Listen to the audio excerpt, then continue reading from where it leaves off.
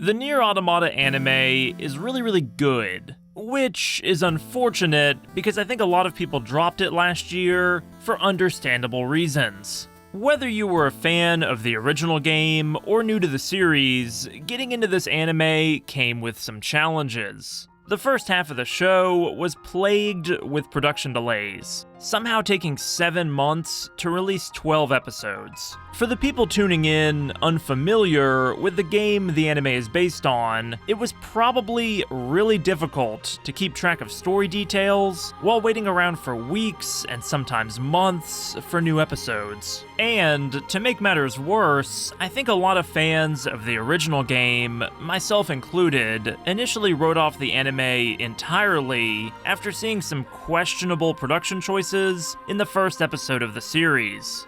These two problems have been largely resolved. The second half of the show didn't have delays and rarely dips in quality. Plus, the whole season is out now anyway, so you can just watch it all at your own pace. That being said, if you dropped this anime, I want to hear why in the comments of this video, because I was once like you. If you wrote this show off like I did, allow me to spend the next few minutes convincing you that we were both wrong.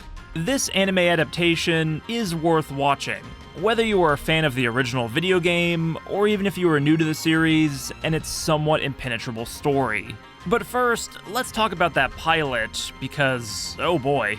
For whatever reason, the team at A1 Pictures decided to lead with their worst foot forward, starting the show off with an action set piece heavily reliant on CGI. CGI visuals have come a long way in anime in the last decade, but you wouldn't be able to tell looking at this scene. This is the worst the anime will look throughout all 24 episodes, and it's right here at the start of the show.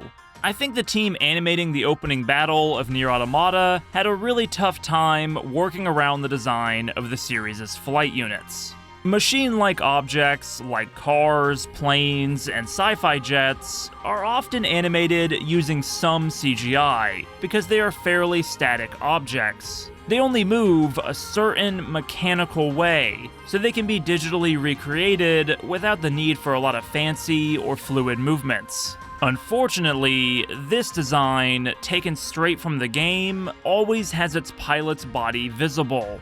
Nier's android protagonists may not be human, but they are still supposed to move like humans do. It's clear these two animation assets, a 2D character and a 3D CGI flight unit, did not mesh well during the production of this opening scene. So, some less than desirable choices were made to get around this issue. It looks like they decided to use or recreate 2B's 3D model from the video game. And it looks so awkward, you would think I animated it. The lighting is bad, the movement is non-existent, and the decision to start the show off like this is completely baffling. As soon as the episode transitions away from the flying stuff and starts animating 2B in 2D, things improve greatly. Her first fight against the machines is fluid and full of little references to how combat works in the video game. It's exactly what you would expect, a mostly faithful retelling of a popular video game story. Are fans of the original game really getting anything out of watching a scene they've already played? Maybe not, but they do it all the time anyway, and the presentation here is serviceable. You can listen to that incredible Keiichi Okabe soundtrack, reflect on the good times you had with the game, and kill a half hour. They never fix how the flight units look in this first episode, but if you squint your eyes and grit your teeth, you can ignore it. Unfortunately, after finishing the pilot, that's how I felt about the whole project. You can just ignore it. Getting me to think about Nier isn't hard to do. I love this series. But I also would rather just replay the games if all I'm getting from this adaptation is just a retelling of the same story. Or at least that's what I thought at first. Over the course of the following months after the pilot dropped, I started to hear rumblings that the Nier Automata anime was doing things a little differently. That it was more than just a gussied up version of one of those all cutscenes 4K YouTube compilations. This all started when I saw some screenshots referencing Nier Replicant, the first Nier title. The characters from that game don't have anything to do with the plot of Automata, for the most part, but it's cool that the anime found a way to work in a quick flashback to Kaine, YoRHa, and everyone's favorite genocidal maniac. I can't imagine this scene makes any sense to anime-only viewers, but for the real Nier sickos, it's an amazing little detour. Adding scenes like this in unexpected places elevates the anime from a retelling to a true adaptation. Adaptive works, by their very nature, make changes to source material, and those changes can be additive. This happens in anime all the time. When a manga turns into an anime, the anime brings to the existing series music, voice performances, and movement. There are things the anime medium can add to an existing story that a manga cannot, and vice versa. A video game's limitations aren't as immediately obvious as a manga's. Nier Automata already had music, voice actors, and animation before A1 Pictures got involved at all. But even though I love it, I would be lying if I said Nier Automata didn't have its own limitations. This is a project with a budget. It's a game that covers a worldwide conflict, while only being able to have you fight a few dozen enemies per encounter, and in the same 2 or 3 city blocks. It's limited by technology and time. The amount of assets Platinum Games can create and send your way without the game crashing or going way over budget. Yoko Taro, the game's director, found interesting ways to make this title feel larger than life, using clever tricks like perspective changes, and my favorite delayed title drop for a video game ever. But even though the finished project is excellent, I wouldn't say it's complete. As much as I love this game, Nier Automata's narrative is pretty difficult to fully understand, even after you play it, unless you start getting into the supplemental material surrounding the game. It's not that hard, Scott. Tell him, Wash. It's incredibly hard. If you want to fully understand Nier Automata and its characters, just do the following. Read this book, watch this play, check out the first game, watch this other play, check out the first game's remake, read these short stories, play this trilogy of Dragon games, read this book again, read these in-game short stories, attend this concert, play the mobile game. Also, it's permanently shut down. It's incredibly hard. Hey, anything worth doing is. Friends, I promise Nier Automata is good. Great even. If you put 30 to 40 hours into this game, and you get all 5 main endings, you will have walked away with experiences well worth having. This is the only game series to make me cry at an in-credits minigame, and I refuse to elaborate on that statement any further. That being said, it's also the kind of game where you need to go and watch a video essay or read some wiki pages to understand every detail. This game hides some pretty important story beats behind obscure side quests and data logs.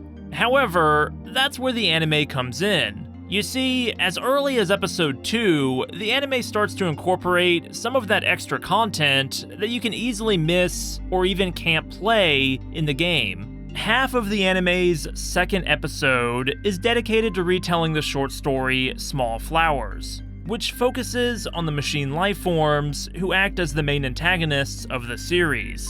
In the short story and this episode, you follow one such machine unit, nameless, faceless, friendless. The machine finds a flower, becomes uncharacteristically interested in protecting it, and things go pretty poorly from there. Whoever decided to adapt this short story, which is not in the game, and stick it right here at the beginning of the anime, is a genius.